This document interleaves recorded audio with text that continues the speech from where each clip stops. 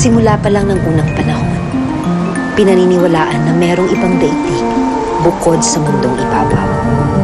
Mundo na walang nakakaalam kahit na sino.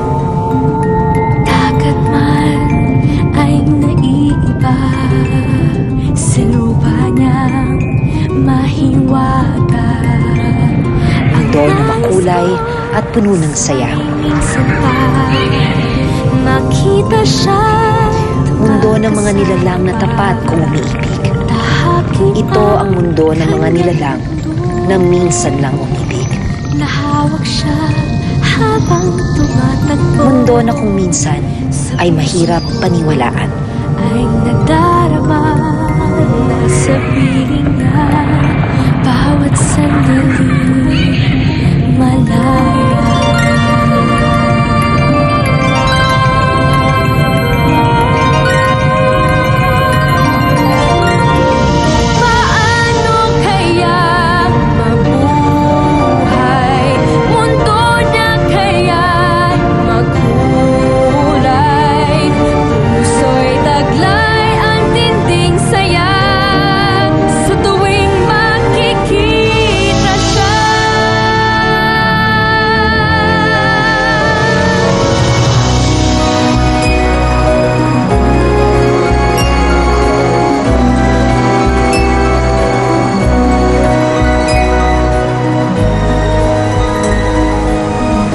Apo?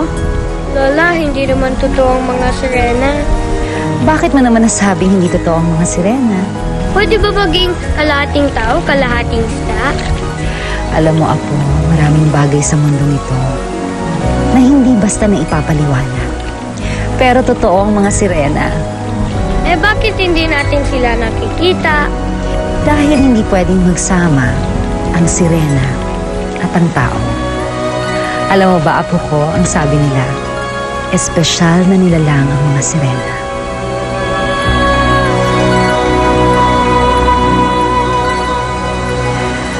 Magaganda sila at kaakit-akit. At wagas ang magmahal.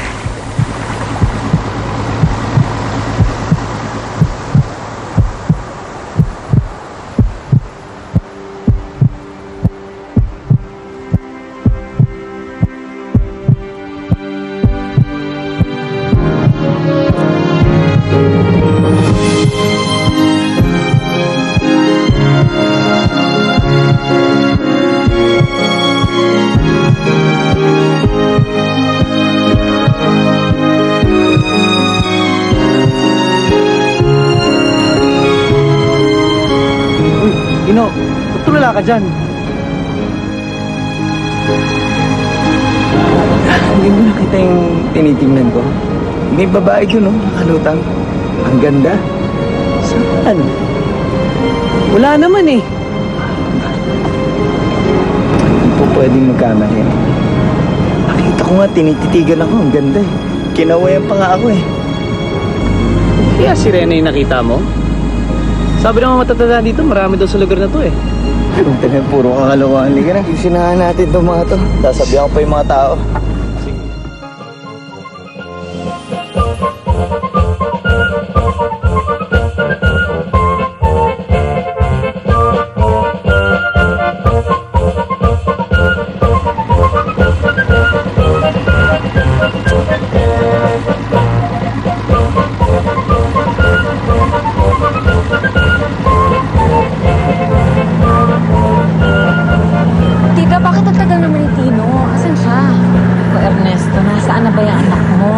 Sabi niya, susunod daw siya sa prosesyon.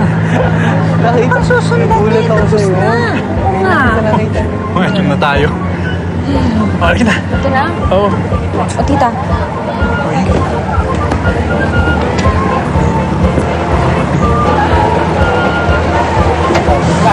Hey!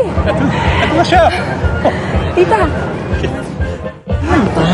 Saan ka ba galing? Kanina pa kami naghihintay sa'yo. Meron ako kasi ni Lester. Ano nga yung ayos mo? Nakakahiya, oo. Alam mo namang tinitingala tayo ng mga tao dito.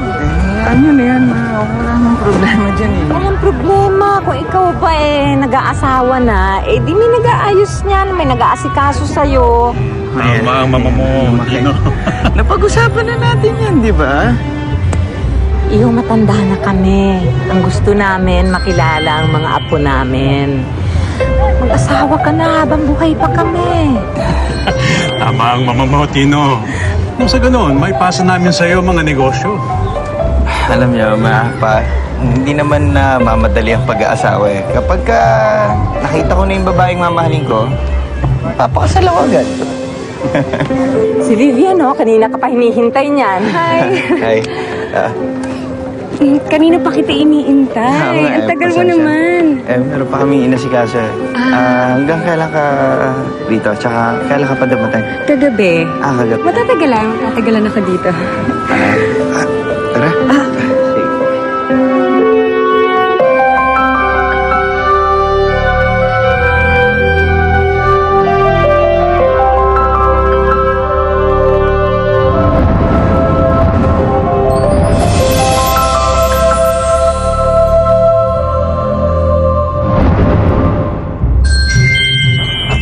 Pare, ginagawa mo dito? Kaya ka pa hinahanap ni Vivian ah. Pare, lakas talaga ng tama sino kababata mo na yun. Grabe. Kasi may tatanong na ako. Bakit? Bakit ganun? Bakit? Hindi ko makalimutan yung mga ngiti niya, yung pagtingin niya sa akin, pati yung pagkaway niya sa akin, pati nga yung buhok niya. Hindi siya mawala sa isip ko. Sino? Sino pwede yung babaeng nakita ko doon sa laot? Hindi ba? Yung babae na yan, wala ka naman ata nakita eh. Hindi ba guni-guni mo lang yun? Guni-guni. Hindi ko alam kung masasabi kong guni-guni yun. Basta alam ko nandyan siya. Sa totoo lang, nakita ko siya parang nag-iba yung mundo ko eh. Parang siya yung babaeng matagal ko na hinihintay.